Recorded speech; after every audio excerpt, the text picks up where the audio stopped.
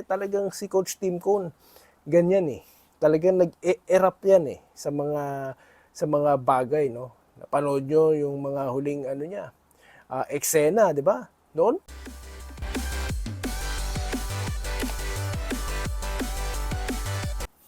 Ayan, so welcome back po dito no sa Doy TV Sports. Bago po ang lahat, ako po yung nagpapasalamat sa inyong pag-subscribe sa inyong pag-view at sa pag-like niyo po. At tayo po lumalaki at salamat sa inyo. Okay, ngayon, ang ating pong topic may kinalaman po no sa ating topic no nakaraan. Yan po ay about Coach Tim Cone, ang siyang bagong Gilas Pilipinas coach. At dito po sa Rising Star at multimedia sensation na si Baltasar. Ayan.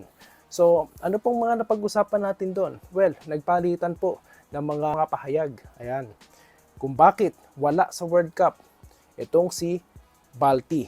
Sabi nga po ni Tim Cone, zero interest. At ito namang si Balti, hindi naman niya, wala naman daw invitation, no? At may pahayag din ng kanyang coach na si Mr. Pineda na zero invitation. So parang ganoon So ngayon lang po, no? As in kani-kanina lang nag-apologize po itong si Coach Tim Cone. Ayan. So marami po tayong mga website news site na na pinagbasehan ng ating sinasabi ngayon para po sigurado tayo, no? At ito nga, Tim Cone apologizes to Justin Baltasar for hasty remarks on Gilas availability or Gilas Pilipinas availability. Ayan. Tapos ganun din ang sinasabi sa dito sa may Inquirer. Yan boy galing sa kanyang tweet ni Coach Tim Cone.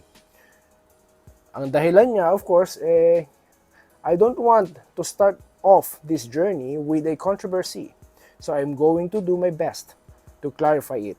I apologize to Justin Baltasar for my hasty remarks regarding this exclusion from the World Cup pool. Cone wrote on X, formerly Twitter, on Saturday. Ayan. So, yan nga po, siya po yung nag-apologize At sa malalim na dahilan po kaya siya nag-apologize yun nga, parang feeling niya nakasakit siya, and at the same time, hindi naman daw, wala daw pala talaga siyang personal na, na knowledge, na tinawagan ito. Kasi nga, nasabi lang din sa kanya. So, yun po, ang sinabi ni Coach Tim Cone. So, hindi siya sigurado, pero the way na sinabi niya, di ba, na zero interest, napakasigurado niya. Yun nga po ang sinasabi ko, sila na lang ang nakakaalam, Pero yun nga, the fact na nag-apologize si Tim Cone, ibig sabihin, inaamin niya, na nagkamali siya, di ba? Hindi siya nagmatigas. So sinabi niya na hindi pala siya talaga sigurado. Well, siguro nadala lang siya ng kanyang yung feeling niya, Kasi talagang si Coach Tim Cone, ganyan talagang nag-erupt yan sa mga bagay, Napanood nyo yung mga huling niya, eksena, di ba? Noon pa, simula nung nasa Alaska siya. So yun po. Ito yung sinasabi ko na na next chapter ng istorya na yan, di ba? Sinabi ko naman sa huling parte na abangan natin, at ito na nga, nag-apologize siya. At siguro dito na po matatapos ang issue na yan, di ba? Diyan na po magtatapos yan. Ngayon ang tanong, may chance pa kaya na makalaro siya? Kasi nga, nabanggit niya, na 8 pa lang daw pala ang sigurado dyan. So ngayon, naghahanap pa sila ng 4. So kasama kaya siya dyan? So yan po ang ating abangan sa mga susunod na content. Dito lamang po sa Doy TV Sports.